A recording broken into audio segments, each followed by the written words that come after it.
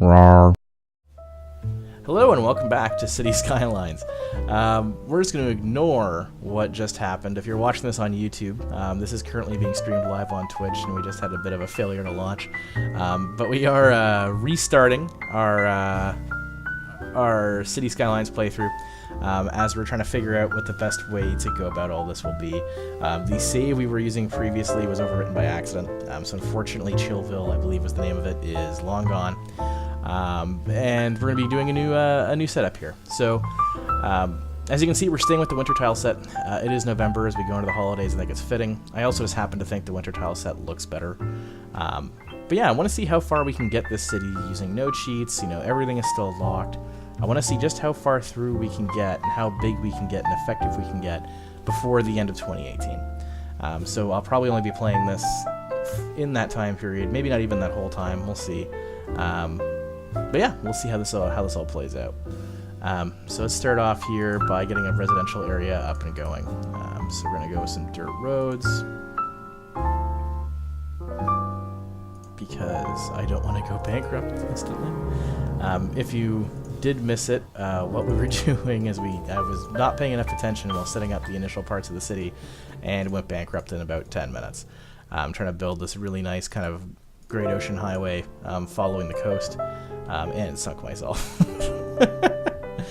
Okay, so then we're going to go out here, and this at least initially will be our, what's the word I'm looking for? Our main industrial hub, and that road needs to be 2 ways, so we can get both ways through. Okay, we're going to get our welcome to Town Water Tower. Personal favorite of mine, of always having it that way. You can get rid of this streets. Evans Street. Yeah, you're done.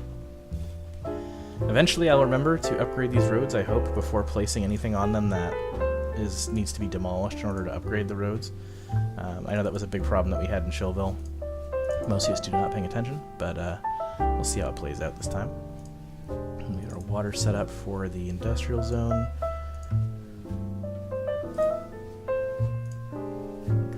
This, it's not quite perfect, but it'll do.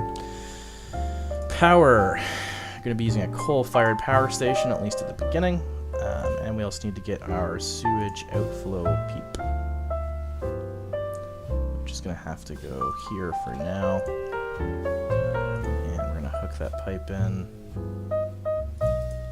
Now, for power, the question will be, how much is a wind turbine? $6 grand. How much is it going to be to power line it? It's cheaper to power line. I probably could have done that more efficiently, but I didn't. So, sue me. I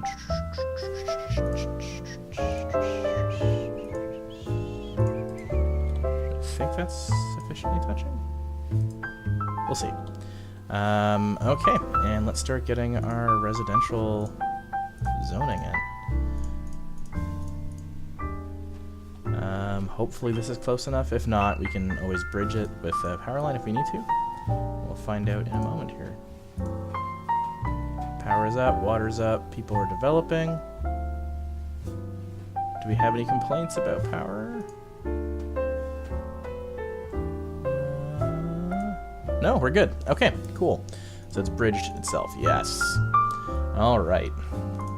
So while that gets developing, let's go back to our dirt roads here and start planning out our early industrial zone. In time, I'll want to get rid of, or eventually I should say, I'll want to get rid of this in favor of offices, just due to cleanliness concerns. Also, come to think of it, this is a winter map. We're going to need to build a roadworks, as well as like a city dump and stuff eventually as well too, to keep an eye out on that. Okay, we're ready for some commercial, which we will. These roads are going to extend, so maybe we should do that.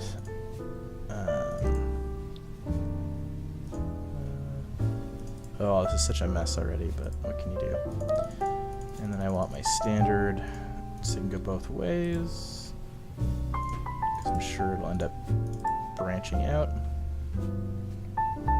Okay, And we want to go to commercial, which we're going to do here and here and here. And it's piped, perfect, and industrial. I have learned, well, not my whole lesson, but I've learned a bit from the experiences of last time. So for instance, I'm not going to put anything on these squares or this zoning area kind of right here because these are one-way streets.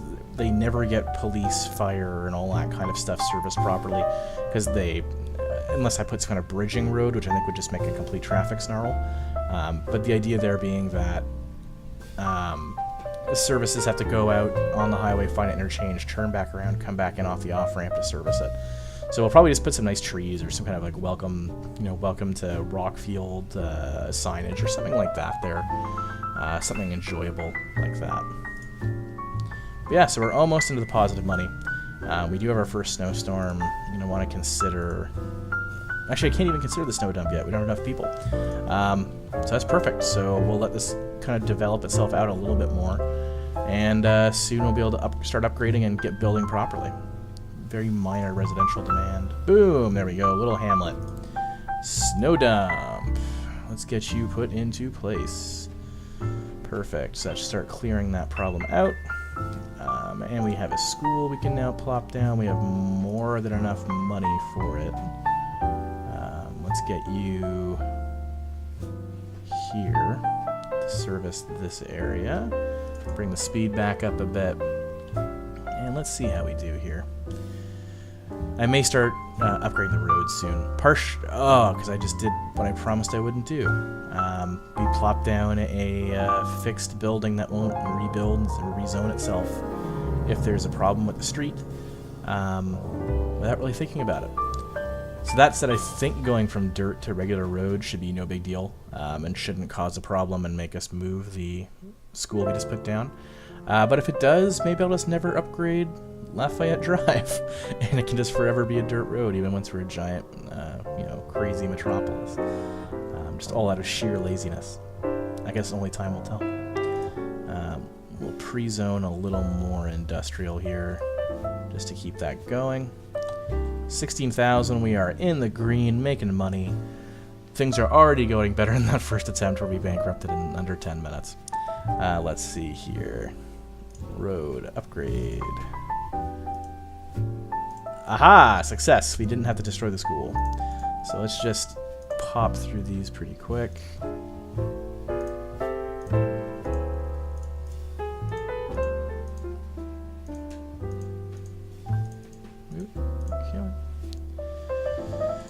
Da-da-da-da-da. Upgrading the roads over and over again. Alright. And I guess the industrial guys will do this at least a little bit for now. Because I'm sure that they'll appreciate having proper roads to get stuff in and out of the city. Eventually I might also give them the industrial zone. So if we look at the big picture here, I'm assuming what we're going to do is end up buying this quadrant, and this quadrant, and have kind of an industrial core around the highway, and then push out for like nice commercial and residential areas along the coastlines. So that makes me think that eventually we're going to figure out a different highway exchange here that's dedicated for the industrial zone, and even have some kind of bypass or something like that set up. But that's still a long way away. We'll see how far we get. We'll see how this ends up working out in the end. But yeah, first things first, we need to get a regular dump in place. Put it beside the snow dump. Because people are already complaining. And let's get the speed back up. Okay. We have huge demand for residential coming back in. So let's get back to building.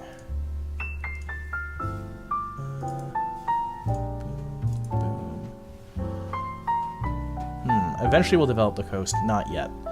Mostly because I don't know... Well, I think we should do like a really pretty, nice kind of coastal highway area there. Because that's just what I prefer. But before we consider that... Are we running out of power?